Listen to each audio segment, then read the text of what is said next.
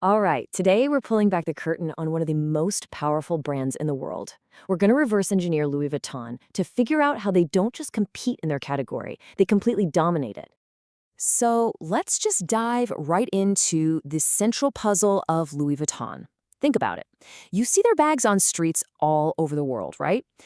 And yet, the brand is still seen as the absolute pinnacle of luxury. How is that even possible? This is the strategic tightrope they walk every single day. On one side, you have ubiquity, being seen everywhere. On the other, you have prestige, that feeling of being highly exclusive. Now, you'd think those two things couldn't possibly coexist, but it's not an accident. It's actually a masterfully engineered system.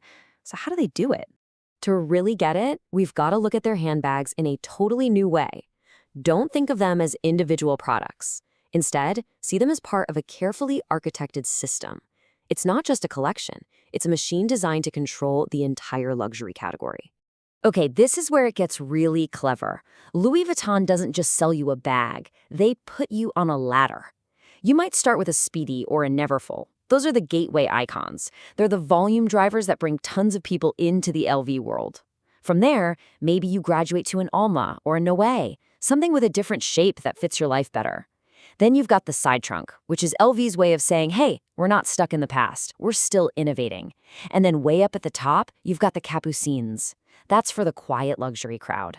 It's how they transition you from an accessible logo to a serious, high-margin status symbol. It's a whole journey. But here's the thing. The product itself is only half the story. The real secret sauce is the hidden infrastructure that they build around the product, which transforms a simple purchase into a genuine long-term asset. And they are all in on this. I mean, get this. 1,200 artisans spread across 12 dedicated repair workshops. What does that tell you? It screams that these products are not disposable fashion. This whole aftercare system is built for longevity, and it fundamentally changes your relationship with a brand.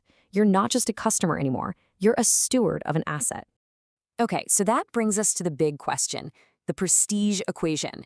If their most famous bags are pretty accessible, where does that exclusive high-end feeling actually come from?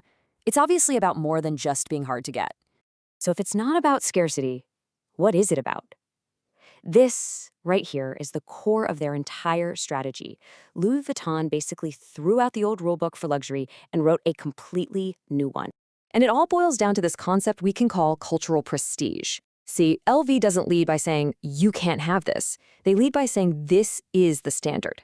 The prestige comes from being so universally recognized that its value is just an assumed fact of our culture. Let's just compare the two for a second. The old model, scarcity prestige, says I'm valuable because I'm rare. But cultural prestige flips that on its head. It says I'm valuable because everyone, and I mean everyone, agrees that I am.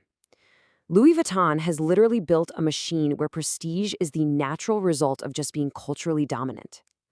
So how does this whole cultural prestige thing really work when you put it up against the other giants? Let's look at the three big architectures of dominance and see how Louis Vuitton stacks up against its biggest rivals, Hermès and Chanel. Now, this is absolutely crucial to understand. They are not playing the same game, not even close. Louis Vuitton's engine is cultural prestige. They want to own the definition of luxury. Hermès, on the other hand, runs on pure scarcity prestige. Their power is an owning desire by being almost impossible to get. And Chanel, theirs is symbolic prestige. They dominate by owning a timeless, emotional idea of elegance. This quote just nails it perfectly. Think of it like this. Louis Vuitton is the operating system for the entire luxury category. They basically set the rules for how the game is played. And if LV is the OS, then Hermès is the ultimate gatekeeper. Their job is to control the absolute peak of the market, to make that summit feel completely unattainable, which, funnily enough, reinforces the value of the entire category. And Chanel? Well, Chanel is the anchor. Its power isn't about rules or scarcity. It's about owning a very specific, powerful, and emotional identity. It's about embodying a timeless ideal. So, what's the big takeaway here? Well, we can actually take all these insights and turn them into a powerful, actionable playbook, a framework you can use to analyze and deconstruct any dominant brand in pretty much any industry. It's basically a 6-step process. First, identify the category job.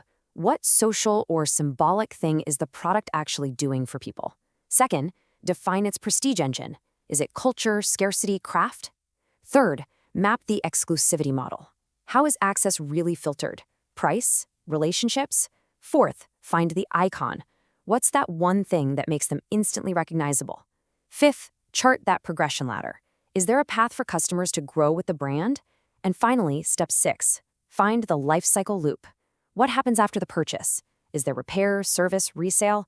Once you do this, you stop seeing just a product, and you start seeing the entire system. So what this framework really shows is that true dominance, it's not just about selling stuff. It's about architecting the entire language of a category. It's about controlling the rules, the ceiling, or the meaning. So the only question left is, now that you've got the playbook, which category would you go out and dominate?